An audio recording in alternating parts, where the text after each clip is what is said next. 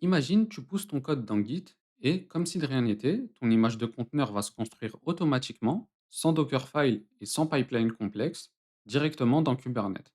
Reste bien attentif parce que dans 2 minutes, je vais te montrer concrètement comment ça fonctionne. Docker, c'est l'outil le plus connu pour créer des images de conteneurs, souvent à partir d'un Dockerfile.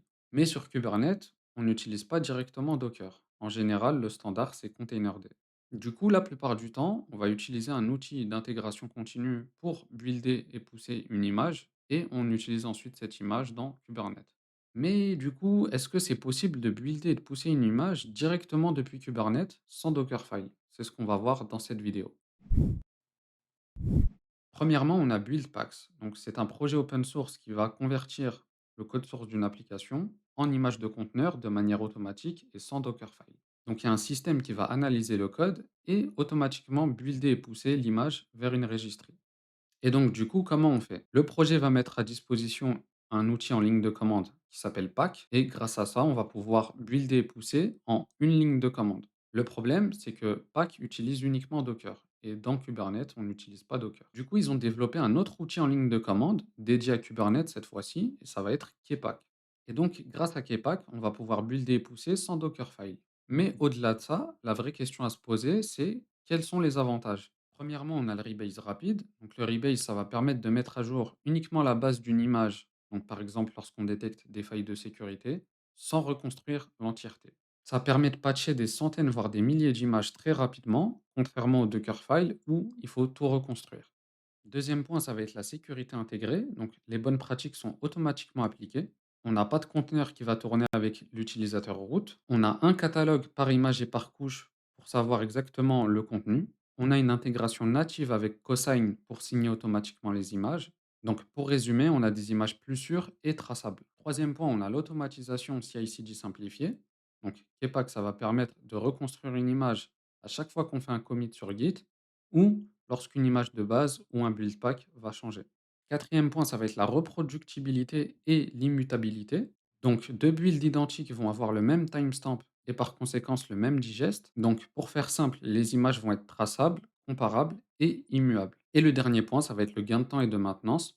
Donc, lorsqu'on va pousser une mise à jour globale, ça va se propager instantanément sur toutes les images et on n'a pas besoin de repasser sur les Dockerfiles manuellement. Donc, pour résumer, Kepak va gérer le build, le push et la sécurité des images, tout ça de manière automatique. Donc, on va passer à la démo. Le but, ça va être de voir la mise en place de Kepak et le fonctionnement du build automatique. Premièrement, en termes de prérequis, il faut la ligne de commande Kepak et kubectl. Généralement, moi, j'utilise DevBox, mais Kepak n'est pas disponible dans DevBox, donc je l'ai installé manuellement sur ma machine. Ensuite, il faut une registry avec un token d'accès. Donc, pour la démo, je vais utiliser Docker Hub. Et pour la génération du token d'accès, donc vous allez dans les paramètres de votre profil, vous allez dans Personal Access Token à gauche. Ensuite, vous cliquez à droite sur le bouton bleu Generate Token. Vous mettez une description, une date d'expiration et vous mettez les droits en lecture et en écriture. Puis vous cliquez sur Generate. Ensuite, on a besoin d'un cluster Kubernetes local. Donc moi, je vais créer un cluster avec Kind. Et je vais également définir plusieurs variables pour éviter de remettre les mêmes valeurs à chaque fois. Une fois que c'est fait, on va passer à l'installation de Kpack sur le cluster. Donc il suffit d'appliquer un manifeste YAML qui est fourni dans la documentation. Et là, comme on peut le voir, Kpack est bien installé sur le cluster. Maintenant, on va passer à la création du namespace, du secret et du compte de service. Donc le secret, c'est ce qui va permettre à Kpack d'avoir accès à la registry Docker Hub. Et le compte de service, c'est ce qui va permettre d'utiliser la ligne de commande Kpack. Donc les ressources vont être déployées dans le namespace démo. Ensuite, j'ai créé mon secret.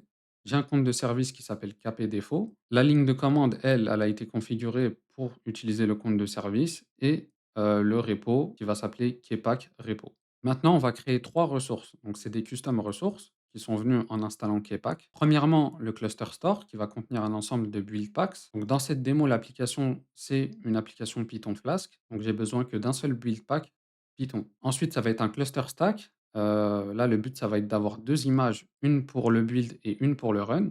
L'image de build, elle a plus de fonctionnalités et elle est utilisée uniquement pour le build, alors que l'image de run, elle est un peu plus légère et elle est sécurisée.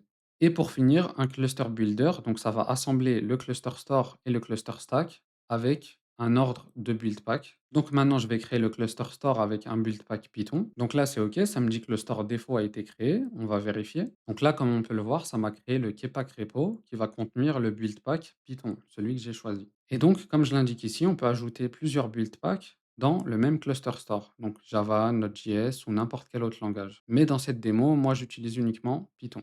OK, donc maintenant, on va créer le cluster stack. Donc le but, ça va être d'avoir les 2 images de base, une pour le build et une pour le run.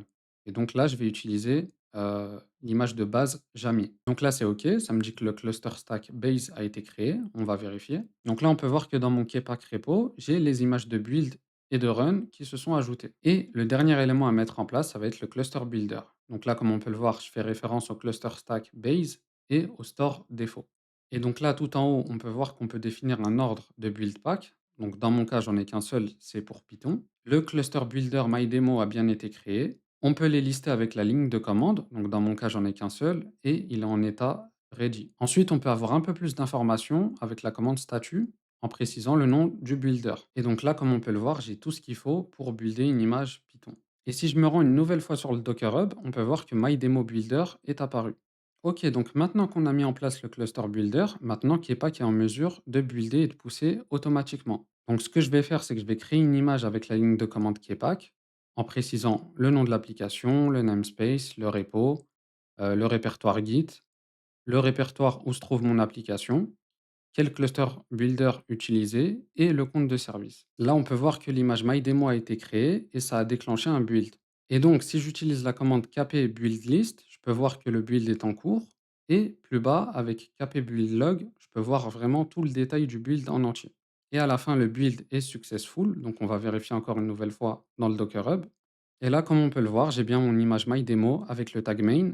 Et on a un autre tag qui a été généré automatiquement, mais c'est la même image. Ensuite, ce qu'on peut faire, c'est récupérer le digest. Donc, le digest, c'est la référence immuable à mettre dans les manifestes YAML. Et ça, on peut le faire via un grep. Et là, le digest, comme vous pouvez le voir, c'est la longue chaîne de caractères. Et c'est ce qui est utilisé dans les workflows GitOps pour mettre à jour avant de faire les déploiements. Dernier point qu'on va voir dans cette démo, ça va être le rebuild automatique. Donc, Kepak va rebuilder sur 3 types d'événements. Un changement au niveau de la stack, un changement au niveau des build packs et un changement au niveau du code de l'application. Dans cette démo, on va voir le changement sur un commit Git. Donc là, je modifie mon application, j'ai simplement rajouté changement V2. Maintenant, je vais pousser les changements. Et donc, une fois que les changements ont été poussés, on va pouvoir observer le build. Et là, comme vous le voyez, ça a détecté un commit et donc ça a lancé un build. Et bien sûr, le build a réussi à la fin. Donc, on va vérifier sur le Docker Hub encore une fois. Et là, comme on peut le voir, ça a poussé l'image sur le même tag que la première fois qu'on a poussé, sauf que le digest a changé. Ça a pris le digest de la deuxième version. Et donc, à chaque fois qu'on va pousser une nouvelle image, on va avoir un tag autogénéré qui va correspondre à l'image qu'on a spécifiée. Donc là, comme vous le voyez, les digests entre ces deux tags sont les mêmes.